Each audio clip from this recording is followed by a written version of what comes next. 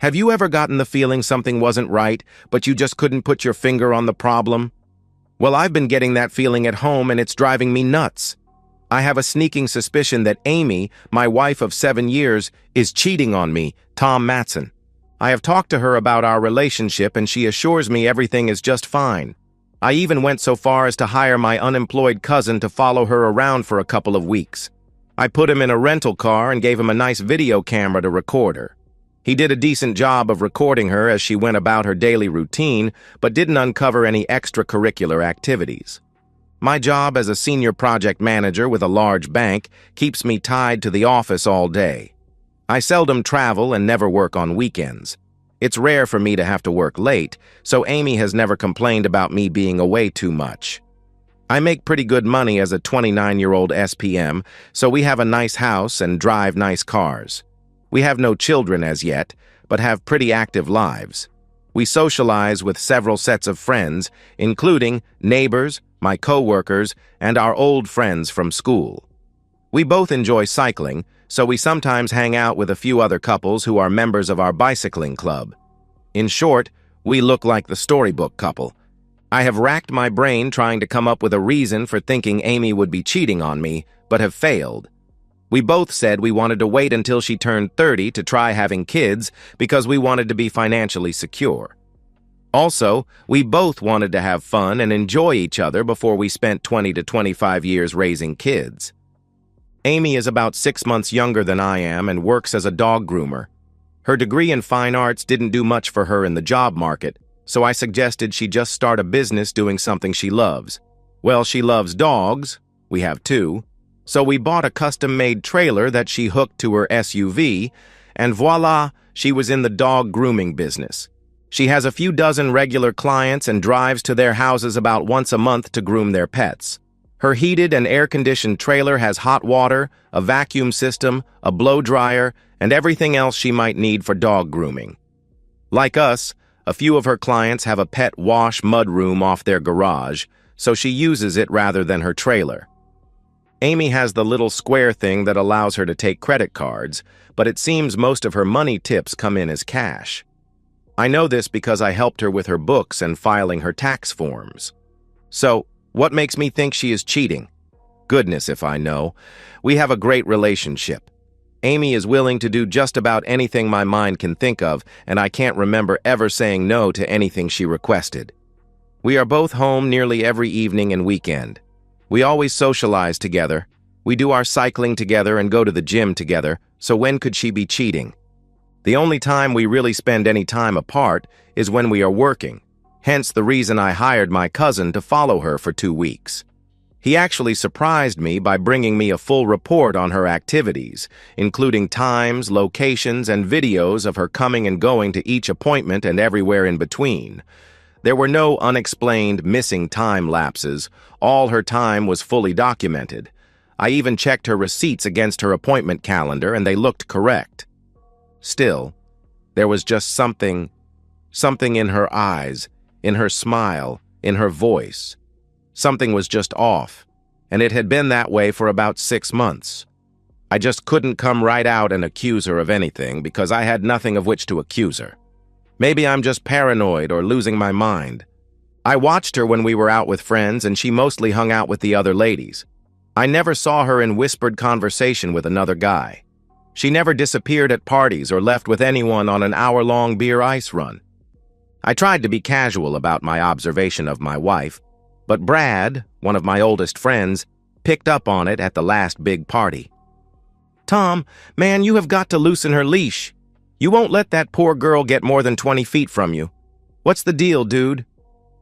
Embarrassed, I asked him to keep his voice down. "Brad, I have a feeling she may be playing away from home, so I've been trying to keep an eye on her." "You're kidding me, right? Amy? You think Amy is cheating on you? You are some kind of messed up man. There is no way Amy is messing around with anyone at this party." "How do you know?"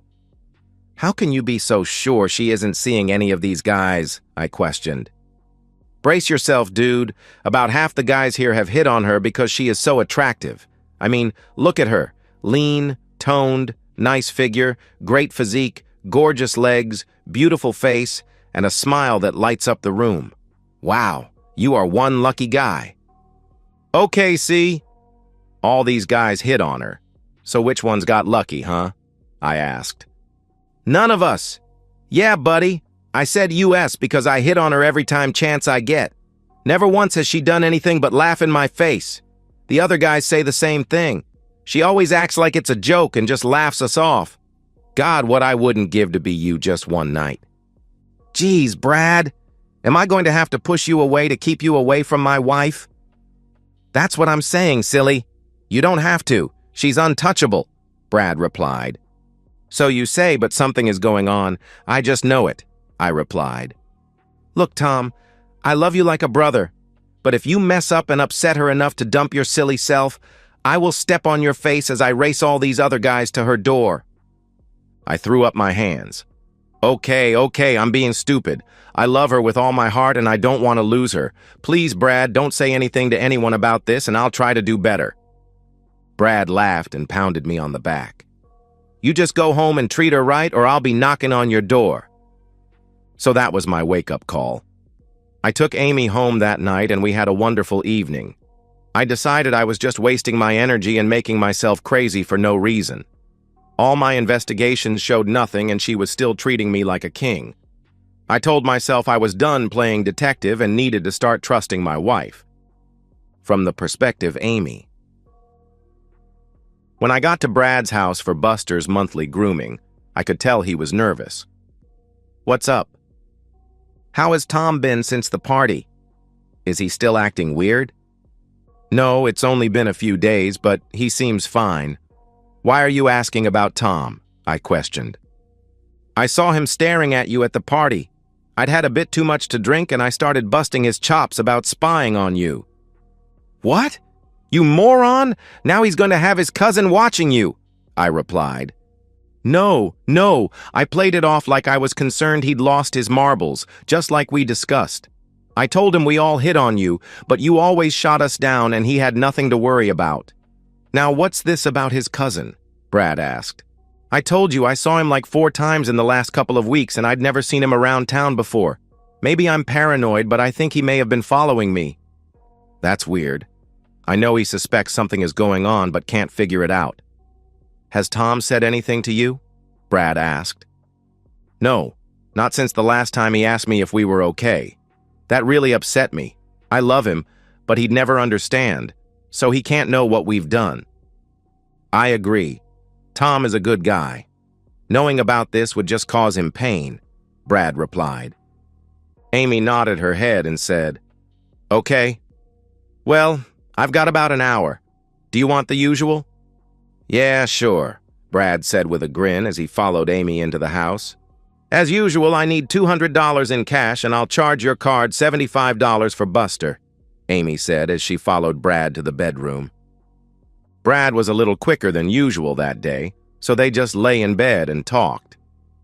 Brad, you need to tell the other guys to be extra careful not to say anything stupid around Tom.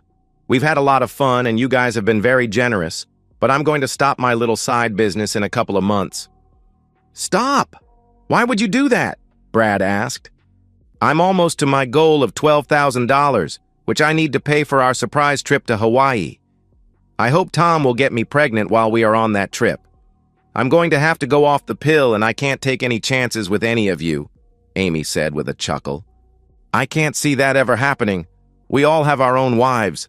We pay you for letting us have special time with you because our wives won't do that. Brad then leaned down and tried to kiss Amy. Amy jerked her head back. Whoa! What are you doing? Brad, we talked about this before. This is not romance. This is business. Money for a special service, nothing more. Now don't make me have to tell you that again. Brad pouted. Okay, I'm sorry. It's just you are so beautiful, I get carried away sometimes. Amy patted his cheek. I know, sweetie. I like all of you guys and I enjoy our time together, but it's not love. It's just business. Amy got out of bed. I need to give Buster a quick shampoo before I go, and you need to get back to work. I have you scheduled for 4 weeks from today, and that will be the last time we do this, she said, pointing at the bed. Darn, I'm really going to miss this. So, how about after you're pregnant? Brad asked. Amy laughed. I don't think so. I'm planning to be out of this business permanently. Well, think about it. I think it would be pretty exciting, and I bet the others would too. Heck, we might even pay extra. Amy laughed again. Tempting, but I don't want to risk it anymore. I love Tom, but he's not like me. To him, it's always about love. He'd never understand our business arrangement, and neither would any of the wives. Yeah, I get it. Millie and the other wives would go nuts if they found out. As Amy shampooed the dog, she thought about how her first time with Brad happened. He had pestered her every time she came to groom his dog, always making comments and accidentally rubbing up against her. She finally had enough and told him to behave. She said if she didn't need the money, she'd dump him as a client. That led to him offering her an extra big tip in cash if she'd let him rub up against her while she worked. Amy thought that was pretty pathetic, but it would allow her to reach her vacation goal sooner, so she agreed. Pretty soon, he was begging her for more intimate services and kept offering her more money. When he offered her $1,000 cash, she didn't believe him and called his bluff. 20 minutes later, she accepted his offer.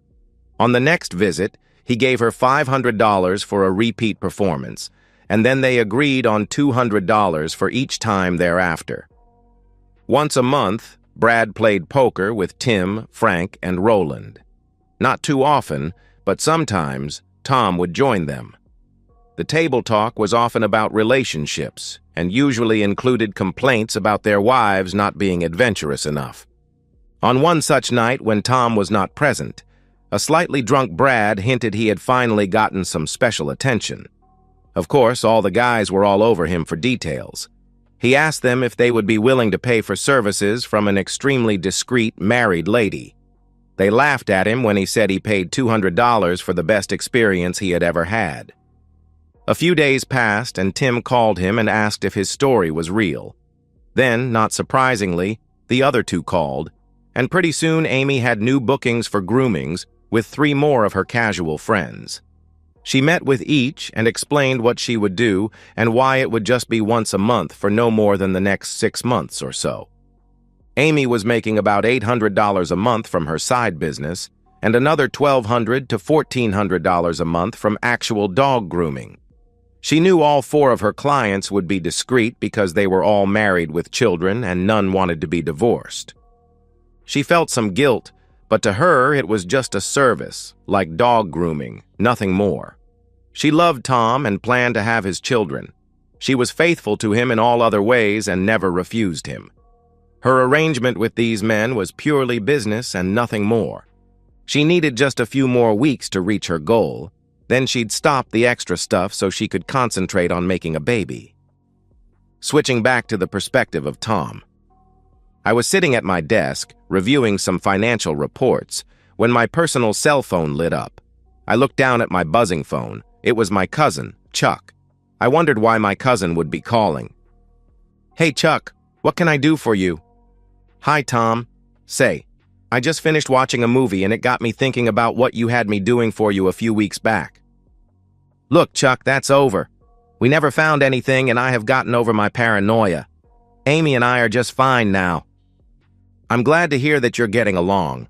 After watching that movie, I thought I may have missed something, but you seem to have moved on, so I'm sorry for the call. Tom was just about to end the call when he heard a small voice in the back of his head telling him to be careful. He sighed loudly. Okay, Chuck. What did you see that made you think you might have missed something? Well, in the movie, this guy was a realtor, but he was doing something illegal on the side. Geez, Chuck, Amy is not doing anything illegal. I know, just listen. The guy would go to a house for a showing for a potential buyer. Well, the buyer was there for other reasons, not the house. The cops that were watching the realtor sat outside while he was inside the listed house conducting illegal business and pretending to be selling the house. Amy is not a realtor. Look, Chuck, I have to get back to work. Tom, I know she's not a realtor, but she goes to people's houses and stays there for an hour or more. Sometimes she's in her trailer, but sometimes she's inside, out of sight. Tom's mind was racing. His old paranoia was back. Oh no! Did you make notes on which dogs she did in her trailer and which she did in the house? No, but the video of her arriving and leaving would show her going into her trailer if she used it. Do you still have it? No, I dumped all of that stuff. Did you keep a copy? You told me to dump it. Chuck, I know you liked watching her, so if you kept it, I'm not mad. I'll go through it and get all the info on her in-house stops. Can you stop by here on your way home? Sure. I'll leave a little early and be at your place at 4. Will that give you enough time to go through it? Sure, I'm pretty familiar with it, so I can do it pretty quickly. See you at 4 o'clock. Goodness, Tom thought. Chuck must be watching the tapes. The poor guy needs a job and a girlfriend. So, during the 2 weeks I followed her, these 3 were the only in-house jobs she had. I have a video of her being greeted by the client at each house. The first is a little girl, followed pretty quickly by an older lady, who I assume is the grandma or a nanny. The second is a guy who lets her in, but then he leaves about 10 minutes later. You can clearly see his face as he backs out of the drive. I assume he just leaves her there and she lets herself out the front and it locks behind her.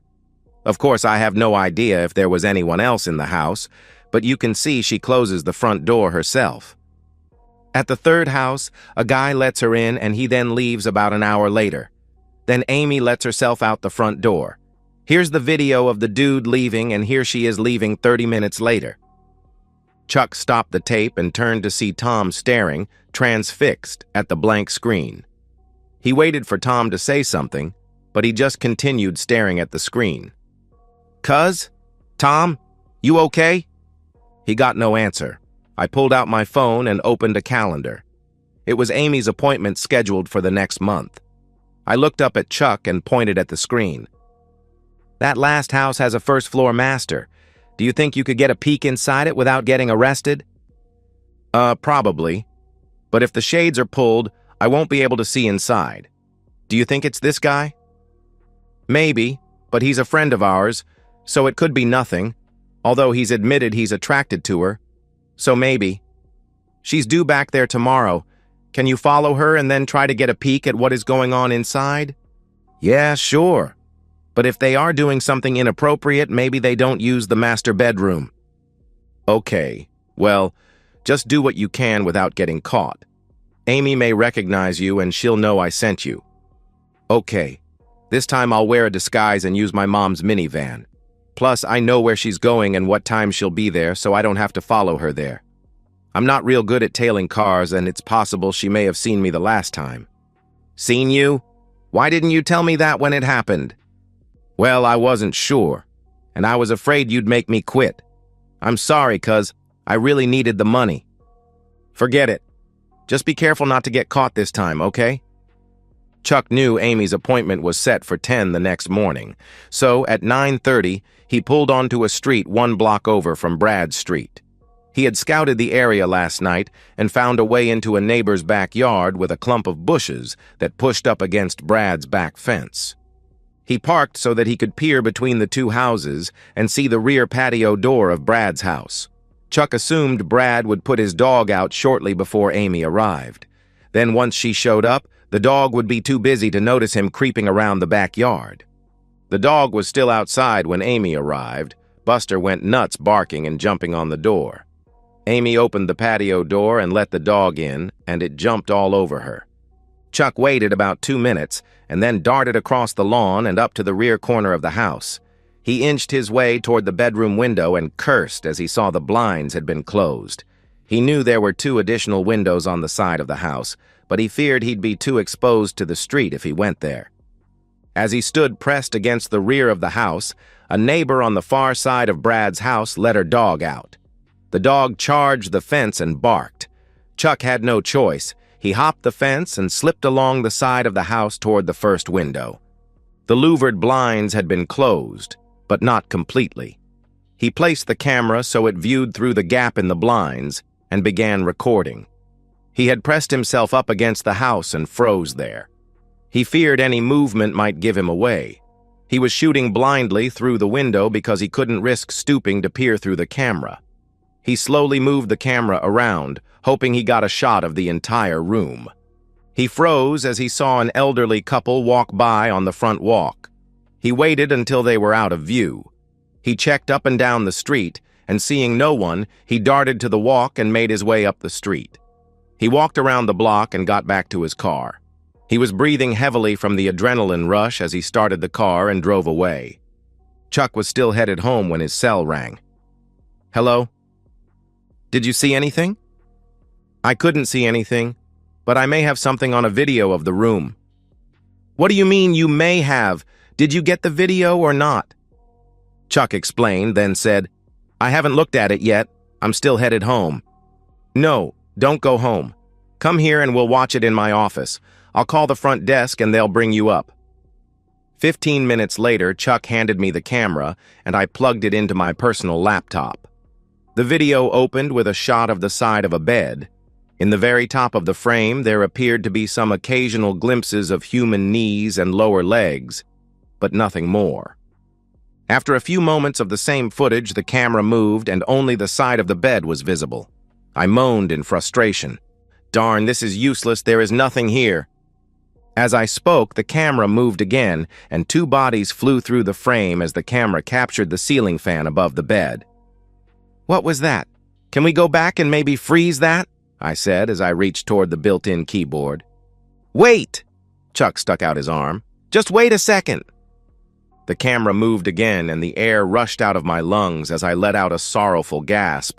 "Oh no!" The camera had captured Amy engaged in an intimate act with Brad. After a few seconds, Amy turned her face toward the camera, and Tom's world came crashing down. Chuck shut off the camera and unplugged it from the laptop. He pulled the memory stick he had plugged into the laptop and handed it to Tom. "I'm so sorry, cuz I was hoping I was all wrong about this." He patted his cousin, grabbed his gear, and walked out of Tom's office. Across town, Brad sat in his office, staring out his window, while he talked on the phone. "Yeah, man, she said she is going to quit. She wants to surprise Tom with a trip to Hawaii, and she wants him to have a baby with her while she's there. I tried, but she's already made up her mind. I'm guessing she'll tell you everything next week when you see her." "Well, sure. Try to talk her out of it." "Yeah. Okay, see ya, Tim." "Darn!" he cried as he pounded his fist on his desk. Brad knew he had seriously fallen for Amy. It didn't bother him in the least that he had to pay her. At least he got to see that beautiful body. Back at Brad's house, Marjorie, the housekeeper, began stripping the bed in the master bedroom. She, of course, noticed the fresh stains, but that was to be expected. They'd been there several times when she came to clean the house. You'd think the owners would be embarrassed about leaving her a mess to clean up, but no. She remade the bed and moved on. She put the bedding in the wash, thinking it could wash while she cleaned the rest of the house. Her eyes fell on the wet stains again, and she thought, "Rich people, they have no shame." As I sat at my desk, my mind was spinning out of control as I tried to come to grips with what I'd seen on the video. I spent a couple of weeks convincing myself I was just being paranoid and Amy was not cheating on me. Now, reality had smacked me in the mouth. Amy was cheating with my now former friend, Brad. My heart ached with the pain of knowing I had been betrayed by my wife and a man I had thought was my friend. The shock of it had been severe. Amy had never shown any interest in Brad. Why would she succumb to his advances? It made no sense whatsoever. She definitely wasn't being forced and didn't appear to be drugged, so no excuses. She was willingly cheating. A terrible thought struck me as I sat and contemplated my next move. What if there are others? Brad had warned me that all of my friends hit on Amy. What if Brad wasn't the only snake in the garden? Geez, I was going to need more of Chuck's help. Over the next 4 weeks, Chuck gathered videos of Amy with Tim, Roland, and Frank. I was crushed to know the guys I once thought of as friends were all seeing my wife. The humiliation was deep and extremely painful, yet somehow I had to manage to pretend all was well at home while I gathered all of the evidence. I arrived home at the usual time, and Amy informed me she was taking us to my favorite steakhouse for dinner. I was leery, but went along with a fake smile on my face. When we got home, Amy sat me down on the couch and brought out her brochures for their trip to Hawaii.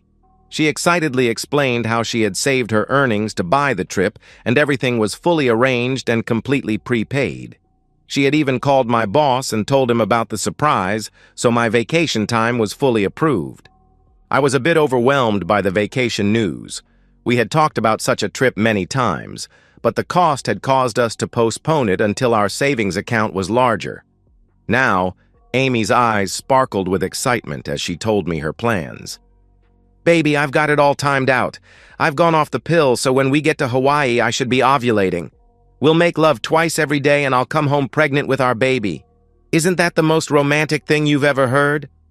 I mentally reviewed my plans and then turned to my wife.